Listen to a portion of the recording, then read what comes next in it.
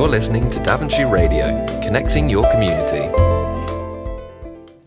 You may have noticed that in recent years there has been a newfound interest in pleasure boating on the UK inland waterways.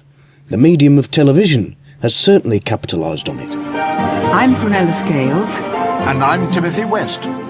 Back in March 2014, the actors and self-confessed canal nuts, Timothy West and Prunella Scales, presented a series called Great Canal Journeys. Across Britain, there's a hidden... Almost immediately following on from the success of their programme, John Sargent, the former BBC reporter and Strictly Come Dancing contestant, presented a series on ITV where he explored some of Britain's most popular canal routes and delved into their history. BBC 4 goes slow. And on the 5th of May last year, BBC 4 produced a one-off programme called All Aboard the Canal Trip. All three of these programmes became unexpected hits. I interviewed Lorna York, a local canal historian and the chairperson of the Stoke Bruin Museum. I asked her, why does there appear to have been a new surge of interest in the canal lifestyle? When the canals originally were built, they were owned privately. They were privately run companies. Up until the last 50 years, the general public were not allowed on the towpath.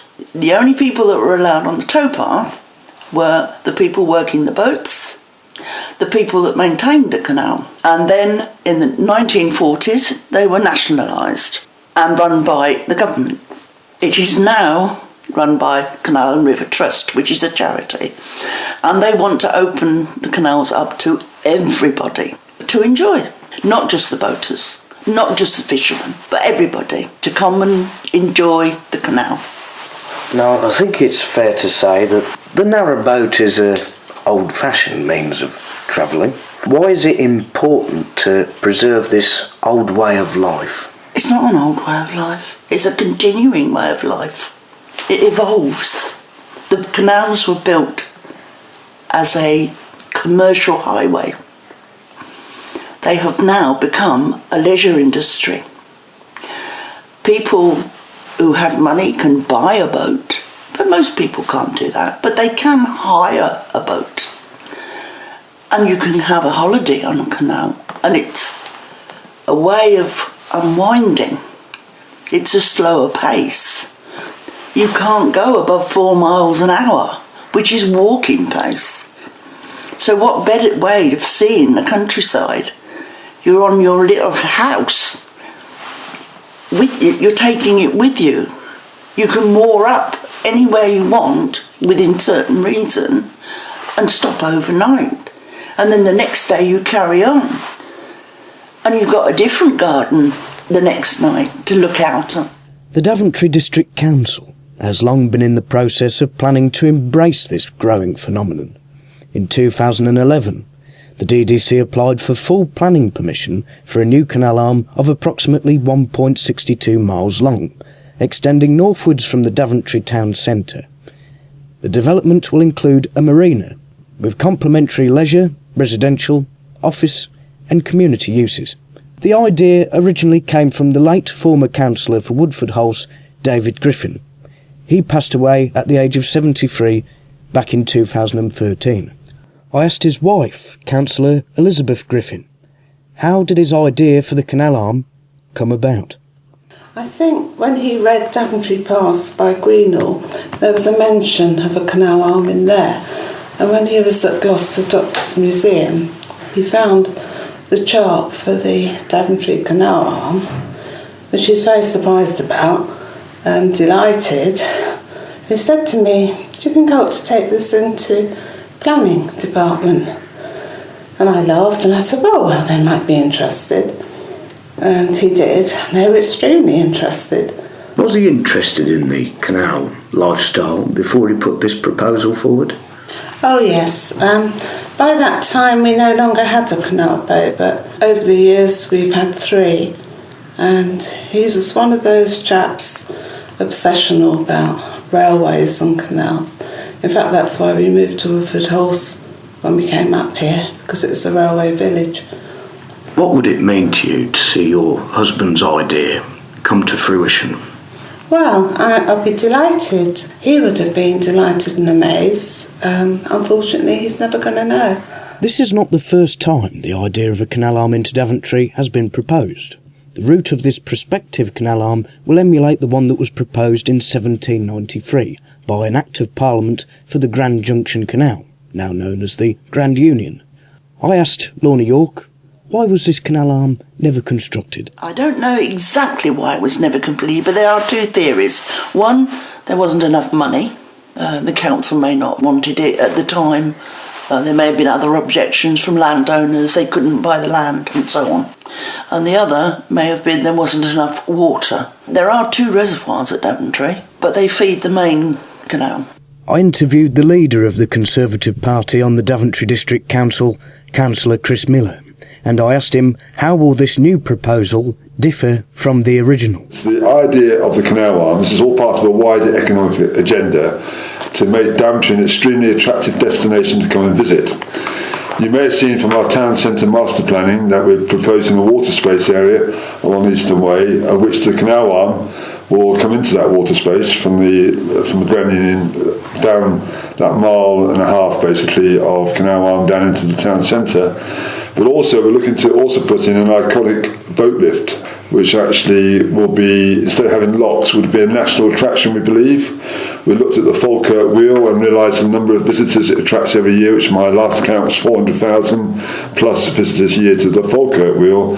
So you can imagine the potential for having such an iconic feature in the centre of England, where many people might want to come and visit, and therefore be great news for jobs, great news for the local economy. So the knock-on effects are really tremendous. But not all the councillors are for this proposal. I interviewed Mayor and Labour councillor Wendy Randall. Why are you against the proposal for the canal arm?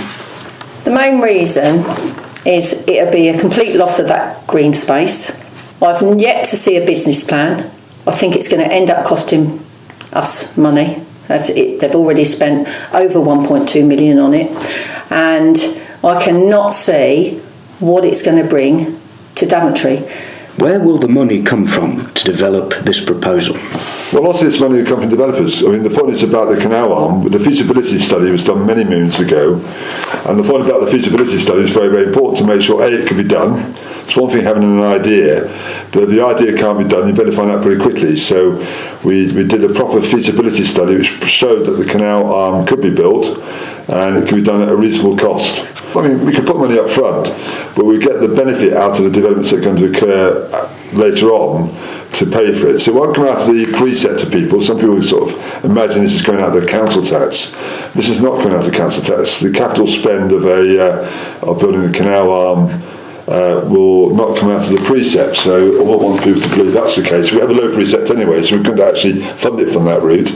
So we are going to fund it by developer contributions long term. I'm out and about all the time listening to what people have got to say. Nearly everybody I come across is against this proposal.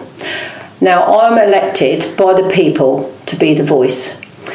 When I first got elected, residents would say to me on the doorstep, what can you do for us if we vote for you? And I said, in the council chamber, I'll be quite honest, absolutely nothing, because of the huge majority of the Conservatives. But what I will do is any time there is an issue where something's going to affect the people of this town, I will raise it. So whether that be in the paper, or whether it be on the radio, or whether it be newsletter, or protesting, whatever it may be, so as I let the people be aware of what's going on.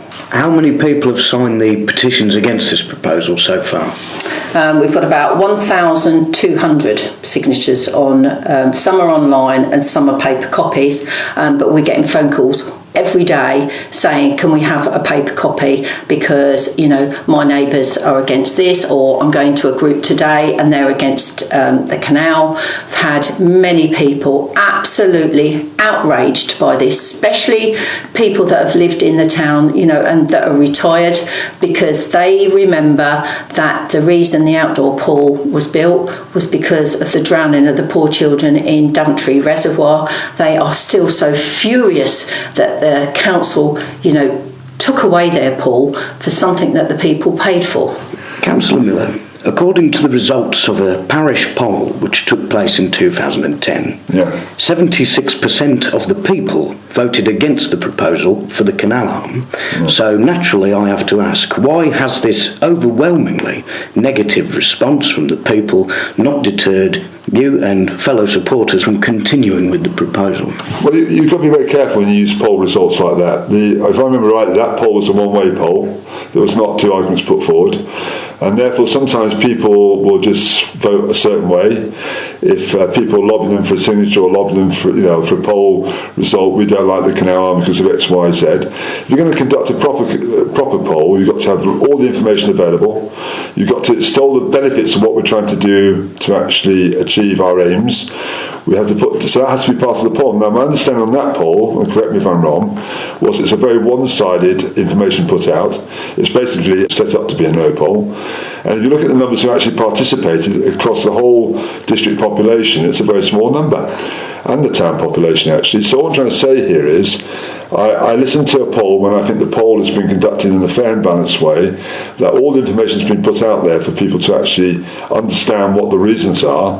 And I can tell you now, there's a lot of people I've spoken to who fully understand those reasons and support the Canal Arm. There may be a silent majority, but there are people out there certainly who do support it in a big way. Councillor Randall, Councillor Chris Miller told me that the parish poll was a one-way poll and that two arguments were not put forward.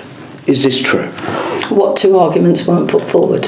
Why we should have the Canal Arm and why we shouldn't.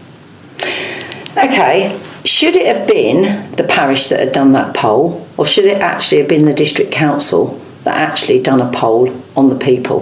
The parish poll, I mean, I wasn't on the parish council at that time, but I know that I went along to vote, and it was the turnout for that, because it was only open for a few hours. It's the first time I've ever had to queue out of the door, and the doors had to close when people still wanted to vote. So it was about, here, did you want the canal? Yes or no? What else was we supposed to be asking people? That's quite simple. Same as when I go to the polling station, do you want Labour? Do you want Conservative? You put an X in the box. So it wasn't, what other argument was there going to be? And why didn't they do an alternative argument? I'd like them to do a poll now. Do you think there should be a public consultation? Well, definitely. Because we really need to know what the people want. People still of this town do not fully know what the plans are. Some people you speak to some people in this town, they don't even know about the Canal Arm. Now, Councillor Alan Hills had a letter published in the Daventry Express on the 31st of December, where he said, "We cannot allow political opposition." Is this remark, in your opinion, Councillor Miller, worthy of a mature democracy? Well, I don't know what context Alan said that in, so I'm not in a position to comment. I'd be very surprised if we can't have opposition, because that just doesn't work that way, does it? We all live in a democratic society and we have opposition. So I'm not sure what context Alan said that. Opposition against this proposal for the Canal Arm? Well, I'm not sure what context. He said, I haven't seen the letter, well, I can't remember the letter. He said he cannot, so just say what he said. We cannot allow political opposition. What, to the Canal Arm? Well, I don't understand it, because clearly we have political opposition, so when he says we cannot have opposition, I don't understand why. He may not agree with the opposition, or maybe that's what he's trying to say. Because we don't agree with the opposition. This is the truth about the economic agenda here. I think the most important thing for me in Daventry Town at the moment is we have an administration, Conservative administration, because that's what it's about, who are trying to build a long-term strong economic base for the town and area. And I don't mind opposition. And opposition, you have to accept opposition. I have opposition in my group even. We discuss things thoroughly and try and get the best conclusion. And I always go with the best conclusion. What I find interesting about some of the opposition we're receiving, especially on the Canal Arm, is they have no alternative. They have no sustainable alternative as to try and boost the economy. And this is about boosting the local economy for better jobs. And I think with those better jobs and better economy, you're going to get better education facilities, and all round it's a win-win.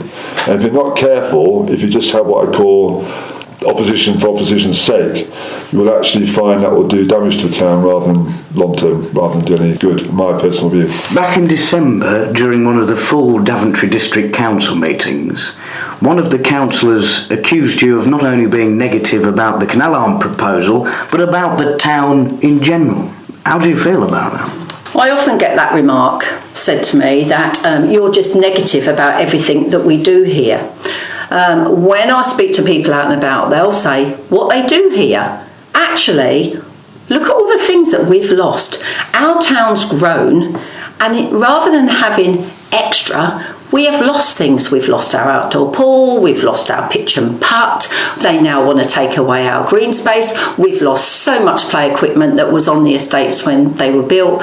You know, there's hardly anything for teenage children to do. So when I'm told I'm negative, I say that I'm negative because when I moved to this town 31 years ago, it was a very pretty, well looked after, loved town that I could walk up that high street and there'd be loads of people up and down the high street all the time. Some days I walk up that high street, there's not a soul in sight. The town is scruffy and it's just become neglected and unloved. So if I'm negative about that, I definitely am negative about that. Need I remind you, Councillor Miller, of the tragic incidents of the 5 children who drowned in the Drayton Reservoir?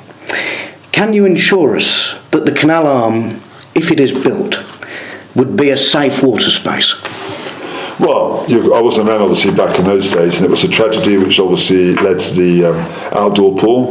We now have an indoor pool that's open all year round, and that's a great facility for people who want to go and swim there.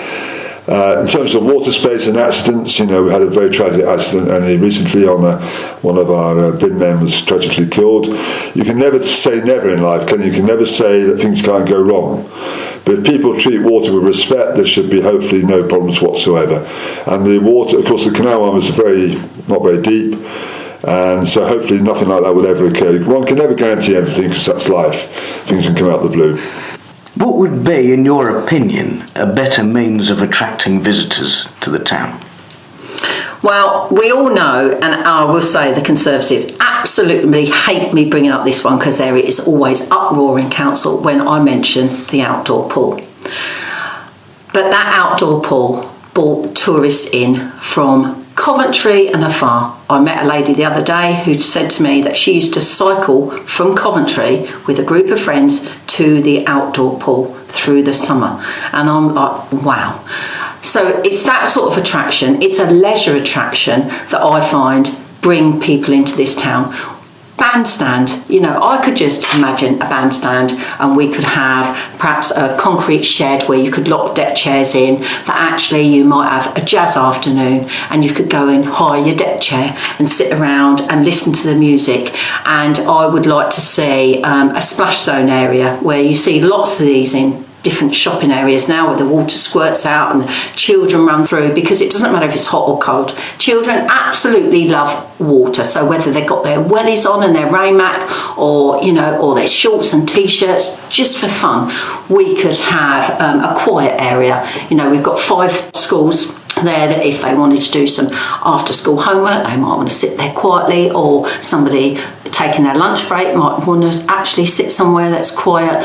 But there could be so much down on that area that would be for the good of the people in the town and bring many, many visitors in. But a boat lift has been proposed. It's been compared to the Falkirk Wheel and the Angel of the North. Surely something as monumental as that, an engineering feat of that scale, would draw people into Daventry. The Falkirk Wheel serves a purpose. It actually lifts the boat from one canal and places it in another. That actually would save a 4-hour ongoing journey. Who on earth is going to pay to have their boat lifted into a tiny little bit of water, and for what? What have we got in our...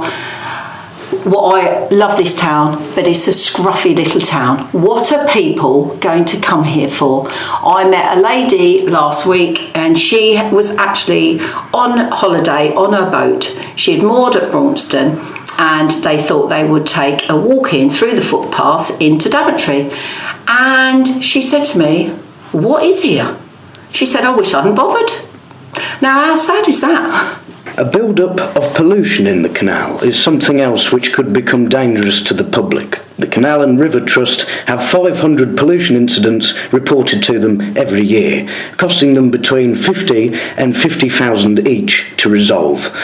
What will there be in place to prevent the canal from being polluted? Well, those sort of detailed questions can be answered when the application comes in full. And I can assure you that all these points about making sure canals aren't polluted will be taken seriously and addressed. Mitigating effects will be put in place. One thing I also have to say, though, is that people have to also do their bit. You talked about, accidents can occur when people aren't being very careful. Likewise, when people throw stuff into the canal, all that sort of stuff, it's down to individuals' behaviour. And I'd like to see that some fairly strong penalties are put in place to try and deter people from doing that. Because clearly, I think if you respect your area, if everyone respects the area, then the area will stay nice. Once the area starts to go down, then that's where we have problems. So I like to think it's a general responsibility for all of us to make sure that the canal A doesn't get polluted from local rubbish being thrown in it, but equally it's up to the authorities to make sure no other pollutants get into the waterway. Okay, thank you. Now, we've had quite a lot of questions in from people from the Daventry Radio Facebook page. Yes. Advertising that very good, well done. Unashamedly promoting Daventry Radio then.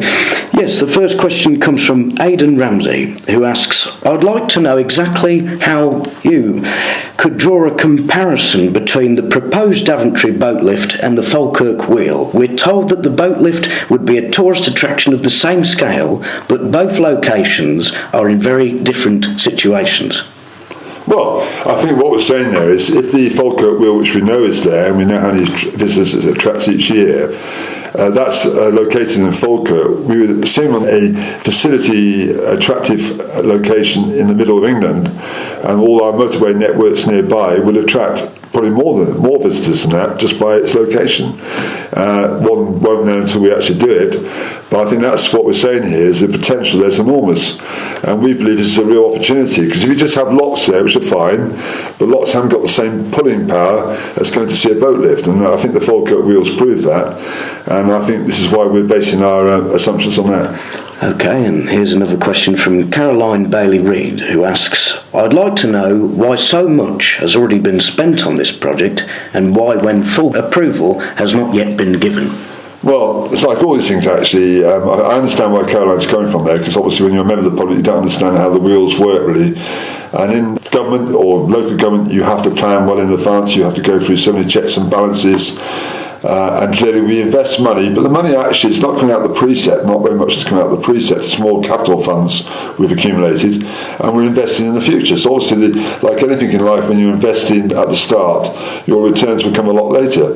So we are very careful with our finances at the council. We have one of the lowest 25% council taxes in the country, which we're going to maintain. I want to reassure people listening to your radio station that we're going to continue that good financial management, and you can be rest assured that everything we do will offer value for money. We have to invest for the future. Sometimes these things don't always happen, sometimes they will. We're committed to this project because we do see the long-term benefits, and we are dealing directly with the Canal Arm River Trust obviously on a regular basis. Okay, thank you. And David Brooks asks, the town needs investment and to attract businesses in the town as it stands, without pulling trade out of the centre. So, if they have this vast sum of money, can't it be invested in the town centre as it stands? Well, I understand the question now, so I've obviously been approached on similar lines already on this. The town is growing, and one of the things we learnt over time through experience, I can use villages like this actually, where villages grow, the population, say Brixworth, the village grows very, very quickly over many years. And the one thing in Brixworth was the centre of Brixworth never changed. So therefore, the centre of Brixworth in many ways is not fit for purpose because for the bigger village, because clearly the village has more than doubled or trebled over the years. And that village has parking restrictions and it's very congested. And what we want to make sure in terms of Daventry town is when the town does more than double in size over time population-wise, that the new town centre will be bigger than the existing one. So the existing town centre will be part of that town centre, but obviously we see that spreading out towards the water space. So you have a bigger town centre in Daventry, which will accommodate, of course, the bigger town population. So when the population of the town grows to 50,000, 60,000, you're going to need a bigger town centre than the one we have at the moment. And the lessons we learned from places like Brixworth was you have to build the new town centres, or your new village or town centre has to expand with the population, otherwise it won't be fit for purpose. I hope that explains our thinking. Here's a question from Richie McCoy, who asks, how much of the countryside has to be ripped up to join Daventry to the main canal network, and what of the ecological effects? Well, thank you for that question. I would like to say, actually, we don't see that as being an issue in this case. I mean, the canal arm is going to protect green areas, and the country part's also going to get larger. So the country part, which we value very highly, is a treasure piece of green space, which 400,000 visitors a year come to see. So that's another comparison there. So that's nice. That's really good news. But the canal arm actually is meant to be very green. We're going to have a house building anyway, because the country as a whole is building houses all over the place, and that's the government's agenda to make sure we deal with the housing shortage. So more houses are coming anyway. So one of our main aims is to make sure what's in Daventry isn't just about building a big housing estate, it's about all the attractive features that go alongside having a vibrant place. And that's why I think the Canal Arm is one of those attractive proposals which will make Daventry an attractive place to visit and live in and work in, actually, because a lot of the workplaces around the Marina Centre or around Site 3 master planning of the Marina area will be obviously places to visit at night time, to eat out, and also for people to live in. There'll be living accommodation there, there'll be businesses working from there, and the town centre as a whole will grow as the town grows, so the existing town centre will also get the knock-on benefits of his proposals. And the last question comes from Tom Lyon, who asks, what developments are in mind to provide job opportunities to the young people? A cinema and shopping centre would bring in business and provide work experience to the uninitiated. They need more options than McDonald's and warehousing for unskilled workers, or disillusionment and apathy will follow. Well, I agree with Tom on that point. We are actually a pretty good area for trying to attract jobs in, and Tom's quite right to say we need a spread of those jobs. We have a UTC in the town now, which obviously can provide vocational skills as well as the academic skills achieved elsewhere. What I would say to Tom is, in fact, the cinema is something we're still pursuing, even though at the moment the plans have been delayed slightly. As you'd be aware, we're focusing more on Site 5 now. That's the one down by the old gasworks site, and we've got some very interesting names coming in there, which I think people will be happy about. We've got a new restaurant going in there, we've got a hotel going in there. We've also got on the other side where we wanted the cinema, we are looking at other options in the cinema now, and I'm as keen as anybody to get a cinema into Daventry, and we are looking at an interesting option at the moment, but I can't say more than that at the moment, because obviously that's something we're trying to achieve. So I would like to say to Tom, if you're looking for more variety of jobs, Daventry's not a bad place compared to many. It's going to get better over the next 5 to 10 years, definitely. So if he holds on there, hopefully in 10 years' time, Tom will be able to say, yeah, I can see a positive difference. Okay. Thank you, Councillor Miller. It's a pleasure. Thank you, Howard. The people of this town do not want this. Unfortunately, they do not. I can categorically tell you that 11 of them all vote en masse for this canal. I'm the only one that actually put my hand up that represents this town and said, no, the people are telling me they don't agree with it. I got elected to be your voice, and that is what you're supposed to be, the voice of the people. So I would urge you all that when you get to that polling station, think carefully, look at those leaflets, see who's representing you and being your voice, and put your ex in the person that actually is going to stand up and be your voice.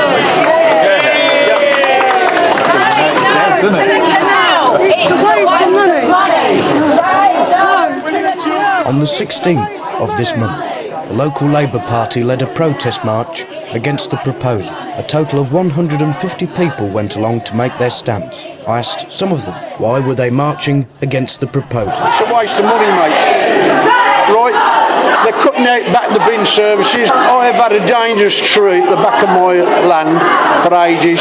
Council can't afford to cut it down. So they're more or less saying they're going to wait till someone's killed. The roads are terrible. Well, it is, it's a waste of money. It's just for a few bargees.